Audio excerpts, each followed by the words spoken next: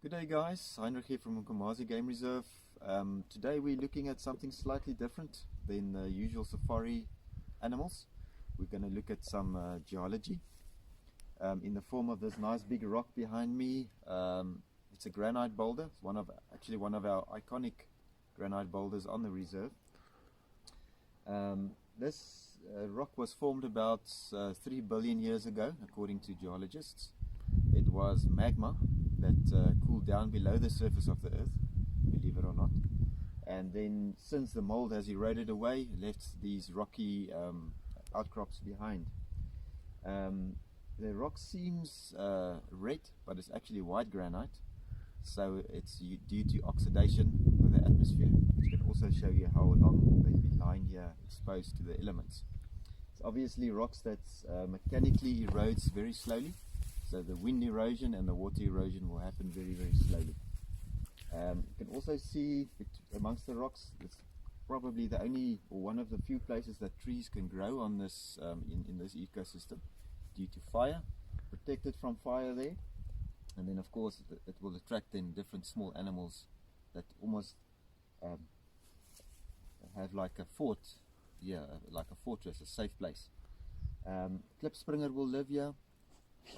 Little antelopes, like almost little mountain goats, they will live on these slippery rocks. Civets and genets and hyenas will burrow between the rocks. So yeah, it's really quite iconic features of the landscape. We're going to move around the rock and going to show you some nice surprise on the other side, which is maybe not as old as the rock itself, but also quite old. So follow me. Let's go.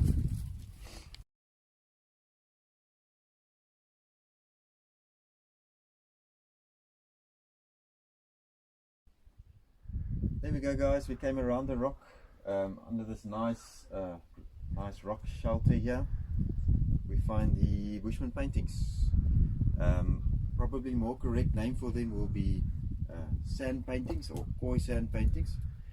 On first glance you can actually recognize quite a few different animals here on the rock, even though it is quite eroded. It could be a result of being some of the oldest koi sand paintings in South Africa, or it could be that we don't have very stable weather conditions here. It can get quite stormy and windy, so it could be a combination of both. Anyway, at first glance, the biggest animal around here, very recognizable to any South African or any person that know your animals, will be an eland, which is one of our biggest antelopes that we find in Africa. It was a very important animal for the people, for the Khoisan people. They believe that the supreme god shape-shifted between the eland and the praying mantis. So yeah, very important animal for them.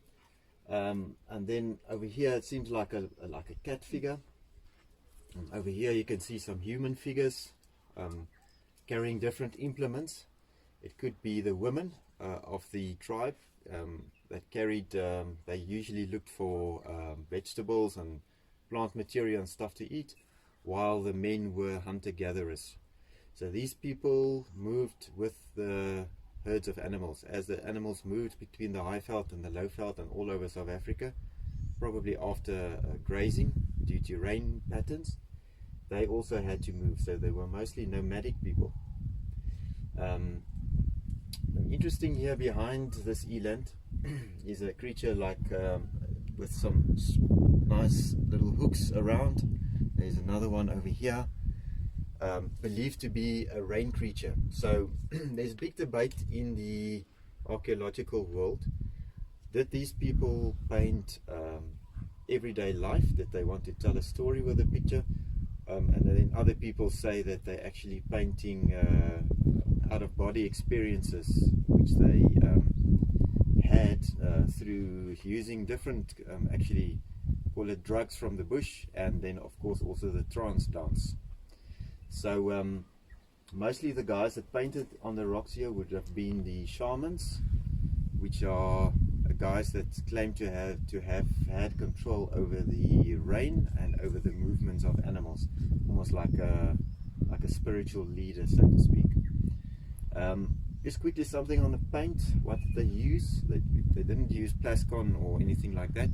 They used paint that they made from the bush. So they used red and yellow ochre.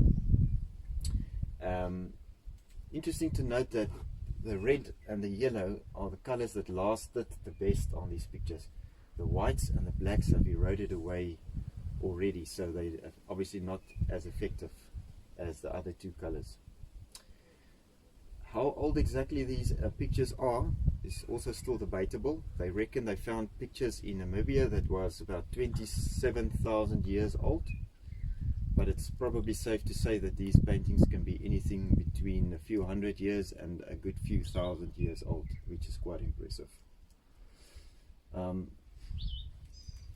Obviously the people that painted these pictures wanted them to last. They didn't want it to wash away very quickly, so they've almost made them in protected places, not always in a cave, could be on a protected side of a rock. As you can see, the water runs down past these paintings all the time, so they knew exactly where to paint, where it would be protected from the elements.